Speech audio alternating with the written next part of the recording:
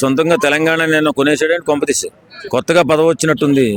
దాన్ని నిలబెట్టుకోవాలని ఆలోచించాలి. ఏదేమైనా రాజకీయాలలో ఉన్నప్పుడు అందరికీ హక్కు ఉంటుంది. ఏ నాయకుడైనా వచ్చి పోటీ చేయొచ్చు, ఏ నాయకుడైనా సరే ఎన్నికల్లో నిలబడవచ్చు, ఏ నాయకుడైనా ప్రజల మన్ననలు పొందొచ్చు.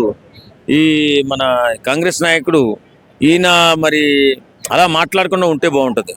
ఎందుకంటే నిజాయితీ పరుల్లో అతి కొద్ది మందిలో దేశంలో పవన్ కళ్యాణ్ గారు నెంబర్ 1 స్థానంలో ఉన్నారు. ఆయన ఒక్కడే. కాబట్టి అలాంటి వ్యక్తుల్ని నువ్వు మాట్లాడితే పార్టీకి డ్యామేజ్ అవుతుంది. ఇప్పుడు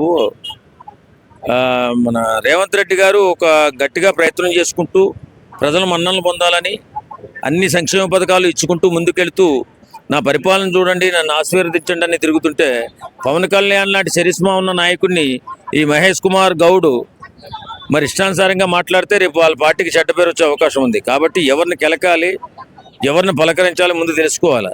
తెలంగాణలో మరి పవన్ కళ్యాణ్ గారికి భారీ ఎత్తులో చరిస్మా ఉంది. మరి ఆయన ఒకసారి తిరగబడి ఇలా మరి ఆయన రానివ్వడంటానని చెప్పి బయలుదేరాడు అనుకో, అప్పుడు వీళ్ళు పుట్టు మునిగిపోద్ది. కాబట్టి ఇలాంటి మాటలు మాట్లాడుకోకూడదు. ఇప్పుడు కాంగ్రెస్ పార్టీ అధికారంలో ఉంది కాబట్టి మీరు ఏం చేస్తున్నారు, ప్రజలకు ఎలా ఉపయోగపడుతున్నారు, సంక్షేమ పథకాలను ఎలా తీసుకెళ్తున్నారు, అభివృద్ధి ఎలా చేస్తున్నారు, ఇలాంటి దాని మీద ఫోకస్ చేయాలి తప్ప పవన్ కళ్యాణ్ మీద ఫోకస్ చేస్తే పోయే కాలం వచ్చినట్టే. కాబట్టి జాగ్రత్తగా ఉండాలని కోరుకుంటున్నాం. అలాగే అన్ని విధాలుగా ప్రజలకి ఇచ్చిన అవకాశాన్ని సద్వినియోగం చేసుకుంటూ ప్రజలకు ఉపయోగపడుతూ మన్ననలు పొందుతూ ముందుకు సాగాలి తప్ప ఏది పడితే అది తీసుకొచ్చి పార్టీలో చెడ్డ పేరు తీసుకురాకూడదని కోరుకుంటున్నాను. అంటే ఇక్కడ తెలంగాణలో మళ్ళీ జనసేన పార్టీ కానీ బీజేపీ పార్టీ కానీ బలోపేతం అయ్యే అవకాశం ఉంది అనే ఒక భయంతోనే ఈ విధంగా పవన్ కళ్యాణ్ రావద్దు అని ఆయన మాట్లాడింటారు అనుకోవచ్చా? పవన్ కళ్యాణ్ గారిని ఎంత రావద్దంటే అంత స్పీడ్గా దూసుకొచ్చేస్తాడు.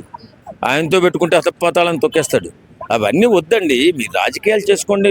ప్రజలకి ఈ సేవ చేసాం, ప్రజలకి ఈ మంచి చేసాం, ఇప్పుడున్నటువంటి 6 పథకాలని అద్భుతంగా అమలు చేస్తున్నాం, ప్రజల మన్ననలు పొందుతున్నాం. మమ్మల్ని ఆశీర్వదించండి, మమ్మల్ని దీవించండి, మమ్మల్ని కరుణించండి, మీకు సేవ చేసే భాగ్యాన్ని కలిగించండి అని చెప్పి అడగాలి తప్ప ఇష్టానుసారంగా మాట్లాడేసి ఎవరిని పడితే వాళ్ళని రెచ్చగొడితే పార్టీకి ఇబ్బంది కలిగే ప్రమాదం ఉంది. కాబట్టి మీ పరిపాలన మీరు చూసుకోండి, మీ పదవులు మీరు అనుభవించండి, ప్రజల అభిమానాన్ని పొందండి అని చెప్పి ఈ సందర్భంగా మహేష్ కుమార్ గౌడ్ గారికి మరీ కోరి ప్రార్థిస్తున్నాం.